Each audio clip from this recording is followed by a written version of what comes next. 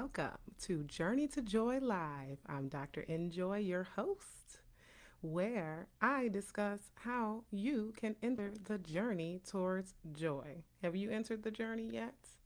I sure hope so. If not, at least think about it and join me weekly so you can figure out how you can get to joy. Because joy is a great way to spend your life. All right, so last week, I got into holiday stress because a lot of us can experience holiday stress, holiday blues, whatever you want to call it. It's when we get into this season and for whatever reason there's something that makes you feel overwhelmed or obstacles to your joy, making you feel more stress and making it so that you cannot be happy or get things done. We talked about how finances can be a problem with holiday stress, more time commitments, being overcommitted, overworked, burned out, as well as different family dynamics that get in the way of feeling happiness during the holidays. So listen to that episode on Spotify, watch the episode. It's on Facebook as well as YouTube and Instagram. I upload the videos on all the other platforms when I'm done with this. So check it out if you're interested in learning more about holiday stress. But today we're going to be talking about seasonal affective disorder, also known as seasonal depression.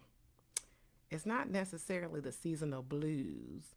Sometimes you might feel the blues, you might feel low, you might feel kind of down, but it's not actually depression.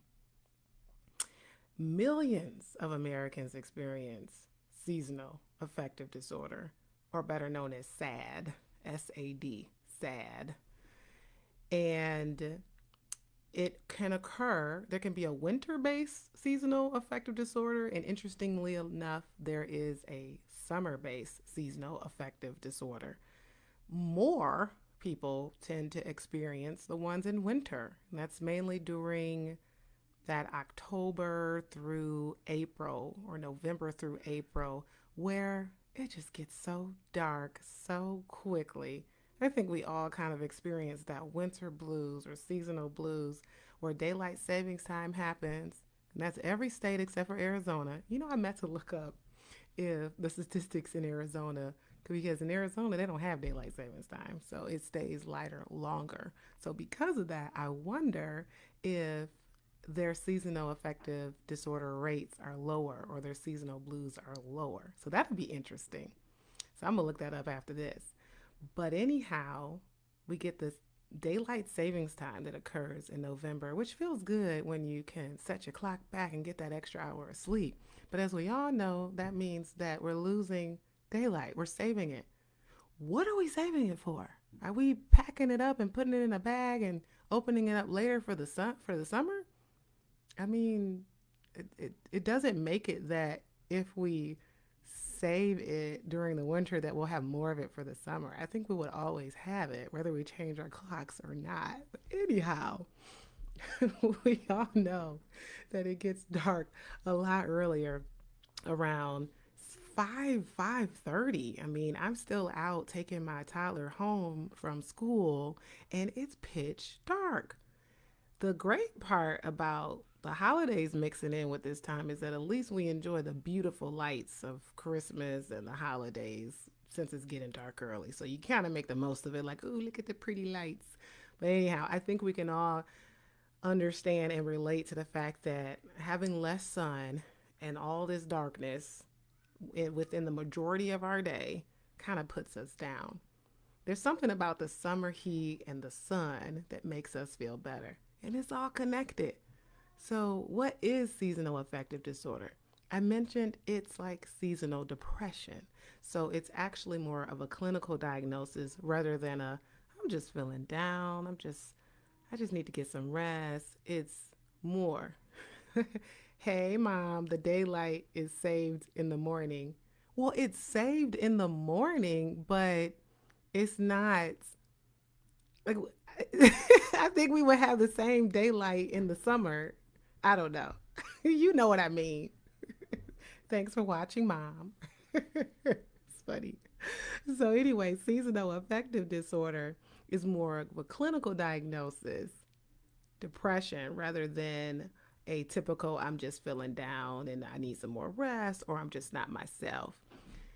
So, when we talk about depression, when you have those symptoms around the winter, you can kind of predict that it's going to happen around these months, the winter months, because the daylight has changed, it's getting dark sooner, and you might notice more irritability, more lower energy, feeling more sad, longer periods of time. Not sadness that lasts just an hour or two, but sadness lasting for a week, 2 weeks.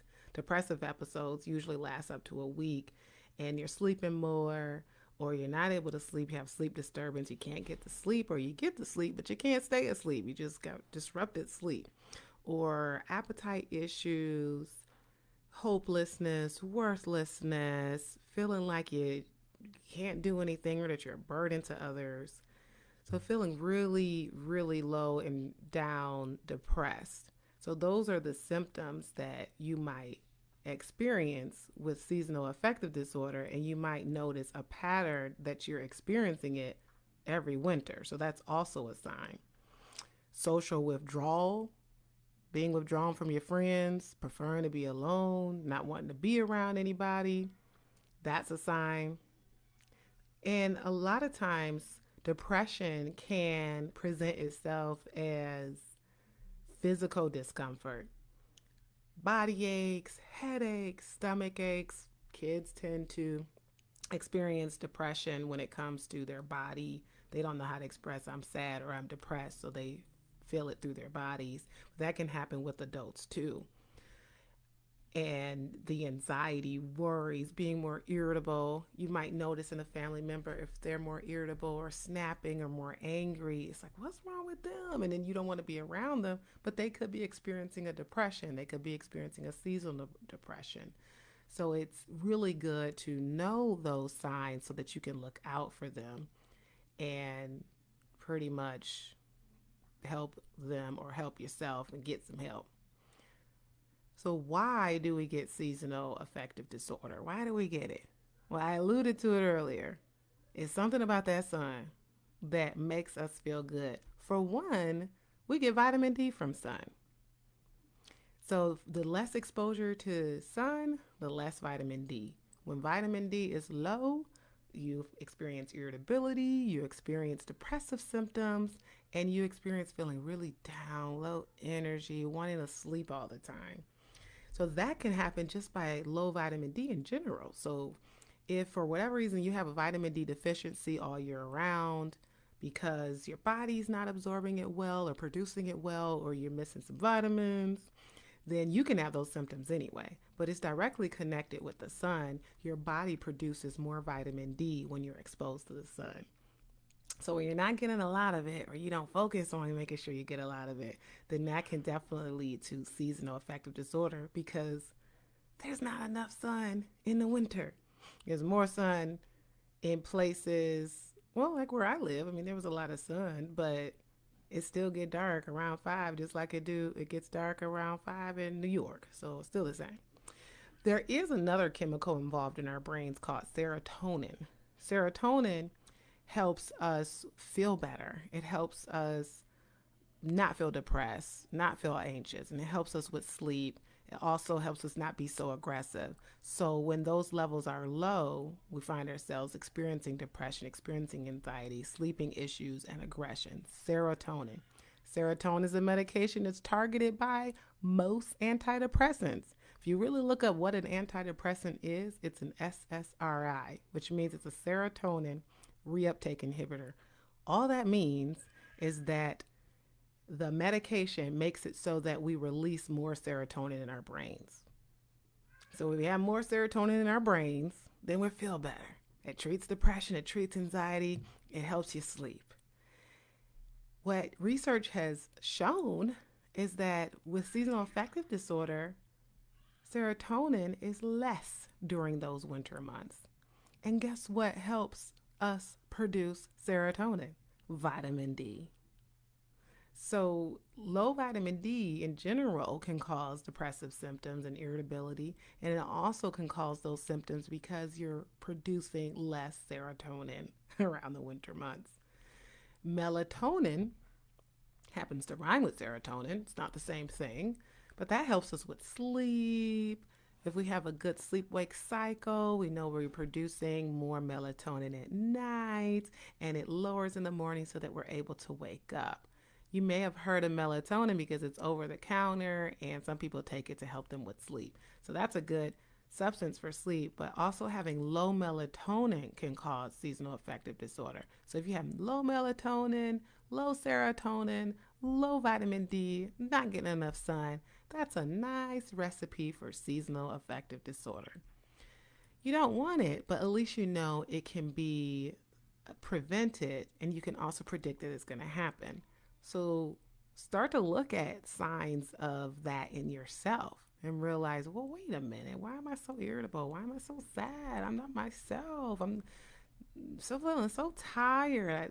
I'm having trouble going to work. I'm having trouble with my relationships. And why is it always in December and January? Of course, we talk about losses and different stressors. Maybe the holidays is a stressor in general, or the winter is a stressor in general because you might have lost someone. So it may be something like that, or some type of trauma that you might have experienced in the past. It may be because of that. So it could be a lot of different reasons why you feel more stressed or more depressed in the winter. It may not just be that, but since we're talking about seasonal affective disorder, that's obviously something that you want to look out for and try to combat it. So it's definitely easily treatable. How can we treat it? You can treat it by getting as much sun as possible. So, was it this weekend? Yeah, this weekend it was super dreary and just like rainy and ooh. But then Monday it was super sunny. So as much as you can get some sun, get out there and get it when the sun comes out. Well, what is it? What if it's cloudy the whole time? It's just not a lot of sun coming out. You can get light therapy. So the way to treat seasonal affective disorder is talk therapy, light therapy, vitamin D, and medication if you need it. Vitamin D is a supplement, it's a vitamin. But light therapy is not a medication. So if you don't want to go the medication route, there are definitely alternatives that you can use. Light therapy is a special light. It has to be 10,000 luxes or lux, LUX. And you can get the light from Amazon. You can Google light therapy for SAD and it'll pop up. And it's a matter of putting yourself under that light every morning. Of course, you want it in the morning because you want to kickstart your day. You don't want to do it at night. You're about to go to sleep. So it stimulates you. And you want to be under that light somewhere between 20 and 45 minutes every day. See, that's the first strategy. Especially if you're not able to get natural sunlight, you want to get under the light and have light therapy. As far as the vitamin D, making sure you're taking your daily vitamins and getting that vitamin D. Every daily vitamin has about 1,000 international units of vitamin D. So keeping in that vitamin D in your body is important. Also, see your doctor. Get some labs done. What if you're one of those people that actually have a vitamin D deficiency? Vitamin D should be at 30. If you have 29, you have a vitamin D deficiency. If you have 20, that's way lower, right? If you have 10, that's severe vitamin D deficiency. So you want to replace that, and it's not just with a multivitamin. It's going to be some vitamin D supplements. I recommend, depending on the number, to my patients taking 5,000 international units every day when they have a low vitamin D. But there's also prescriptions that can be prescribed where you could take 50,000 international units of vitamin D weekly and you'll check that vitamin D level in a few months. But make sure you're going to your primary care doctor, general practitioner, pediatrician, family doctor, internal medicine doctor, whoever it is, and They will check your lab levels, your vitamin D levels, and get you a prescription if you need it, and if vitamin D taken over the counter isn't enough. So get on top of that. Speaking of which, other labs that we check when we check labs are the thyroid. Low thyroid can cause irritability and depression and fatigue too. So if you're over here thinking you're depressed, it could really be related to something going on in your body, vitamin D deficiency, low thyroid, or something else going on. Medical problems can cause mental health issues. Ooh, that's a good segment for another day. Yeah, that'd be good. So if the light therapy doesn't seem to work, it's not enough sun for you, you've tried all the vitamin D replacements, I mean, making sure you have structure in general. Going to bed at a regular time, make sure you get enough rest. I mean, sometimes it's hard to do that, but as best as you can, having a regular schedule with some structure can help with seasonal affective disorder. And focusing on eating healthy meals. That's always in my self care talks when I talk about what you can do to experience joy, self care. So, having a regular bedtime and getting some rest and eating healthy, that can also help seasonal affective disorder. And making your environment as bright as you can. So, if you have the light therapy, have the sun coming through the window, a lot of times, like more often than not, when I meet with my patients virtually, they'll be in a dark room. The windows, the blinds are closed. I can barely see them. I'm like, get some light. And a lot of people don't really go outside these days. So get outside. Make your environment bright. Go for a walk. Take lunch outside. Go to a park or something. Even if you're in the car, at least the sun is shining through the windows. Take some breaks. I mentioned before that when I see patients, in between patients, I'll go outside and get some sun because that's important and it's a good break in your day. 10 seconds of sun makes you a better doctor, a better teacher, better construction worker, whatever you are. Well, if you're a construction worker, you're probably outside getting enough sun. So that's not a good. But if you work inside a lot, it's definitely important to get outside and get some sun. And staying social and connecting with people. Social connection, as we know, is really good for growth and it's really good for experiencing joy and avoiding being socially isolated. One of the symptoms I said earlier for seasonal affective disorder is feeling lonely, withdrawn, and isolating yourself. If you succumb to that feeling and continue to withdraw and just block everybody out, that's a recipe of continuing to experience that depression. So trying to push yourself to get out there, one of the types of therapy strategies is behavioral activation, which is really creating a whole like a list of tasks to do every day, a list of activities to do every day so that you are forced to do something that day. So if you're someone that's not working, you're retired or on vacation or whatever it is, you're not working, try to create some tasks for you to do today, do that day or each day so that you're getting out of the house and doing something. If you're going to get out the house, go get the mail, your mailbox. Most people's mailboxes are far away from where they got to walk outside, whether it's right there at the street or if you're in an apartment and you have to walk outside, walk a few minutes to get your mail, do that every day. Get your mail. Don't let the mail just sit there for a few weeks and then you have your daughter go and get it for you. I'm teasing you because you're watching. No, anyway, get outside as much as possible. That helps.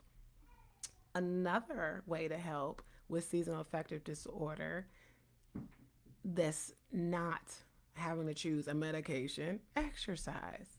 I hope y'all saw my reel the other day. I was out running and oh my God, that running is therapy for me. I absolutely love it. And the sun had finally came out. I just go in my zone. And you know what? I don't even care who's watching me.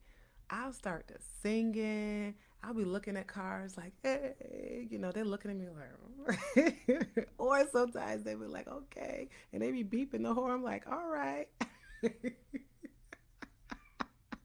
I see your comment, Mom. Oh, that's hilarious. Um, So anyway, when I'm running, I don't care who's watching me. I sing, I dance if I have to wait at a stoplight. And that's me. It's my me time. That's my self care. So do your self care, your exercise unapologetically, right? Get that done. Exercise regularly. Create a routine because that helps relieve stress and it helps relieve feeling down and anxiety. And that just gets those neurotransmitters going. That's what serotonin is. I mentioned serotonin earlier. It's a neurotransmitter. And at the end of the day, if exercise doesn't help, simply socializing, getting outside, getting vitamin D, creating structure and trying to make your environment as bright as possible, if it doesn't help, it's okay to seek help. That's what these journey to joys are all about. Is having you understand that it's okay to seek help. I try to be as transparent as possible about what I experience because I'm human. And if you need to seek help, it's okay.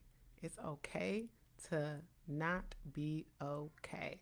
That's why I'm in my field because there's a lot of people that aren't okay. And so I'm here to help you. In fact, my practice is open for patients. Check out my website, www.drnjoylife.com. I'm not accepting insurance yet, so anyhow, if not, I can help you find where you can go to find a therapist. Black um, therapy for blackgirls.com, psychology today, those are good places to find a therapist. Or you can use your insurance, log into your insurance, find somebody that's in network for you because yeah, most people want to use their insurance anyway, which I don't blame you. And it could be that you just need therapy. You want to talk through what's going on, or you need to talk through what's going on, and they can help you figure out what it is you can do based on your personal situation. That's what therapy is about, whether you need to process trauma, process losses, or grief, or stress. Oh, what if you're too sad to exercise? I have a question here. We were talking about exercise. What if you're too sad to exercise? I really, really love that question because I notice that majority of the times that I'm exercising, there's something that I have to combat in order to exercise.